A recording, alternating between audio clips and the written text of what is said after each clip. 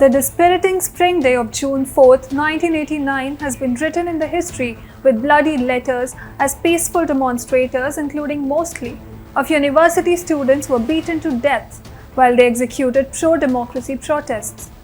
However, the communist troops swarmed in to end the protests, killing hundreds to thousands of civilians and detaining more than 10,000 people during and after the protests. The Tiananmen pro-democracy movement stood against the government of China and its corrupt activities, attracting countless democracy-seeking supporters before it completely ended or totally eradicated. The massacre caught the world's attention towards a significant issue: the issue of China's atrocities against human rights. Since the horrific event, China has not been able to escape condemnation and sanctions from the international community, events that led to the horrific massacre. It was in April 1989 when people gathered at Tiananmen in Beijing to mourn the death of the Liberal Communist Party leader Hu Yaobang, who worked for taking China towards an open political system. Yaobang became the symbol of democratic reform. However, at his funeral, the ones who gathered to mourn his death also shared their frustrations over the slow pace of work toward a promised reform. Soon, from Tiananmen, the peaceful demonstrations spilled through the entire country, with demonstrators, mainly students, appealing for an end to corruption and bringing political and economic reforms in the nation. To push their demands and hold talks with the Communist Party leaders, the demonstrators went on a hunger strike.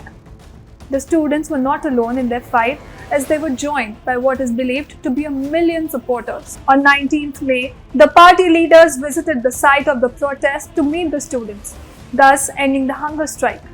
However, the very next day, martial law was declared in China, stating that it is to firmly stop the unrest. This led to demonstrators once again taking to the streets of Beijing, and soon demonstrations happened all across China. In order to put an end to the protests, the government sent thousands of armed troops and armored military vehicles to enforce martial law and clear the streets of demonstrators. Without any prior warning, the troops opened fire, ending the lives of protesters and onlookers. Till date, the exact death toll remains unknown. However, what is even gruesome is the official New China news agency announcing that troops did not target students or harm the innocent people. This clearly indicates that they choose to ignore the sight to bloodstains on streets of those killed, or sympathize with the ones brutally injured.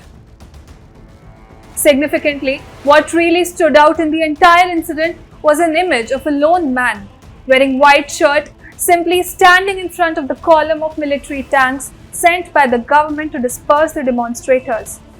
He stood there to not let the tanks pass by, and he succeeded as well till the time he was pulled away by the onlookers.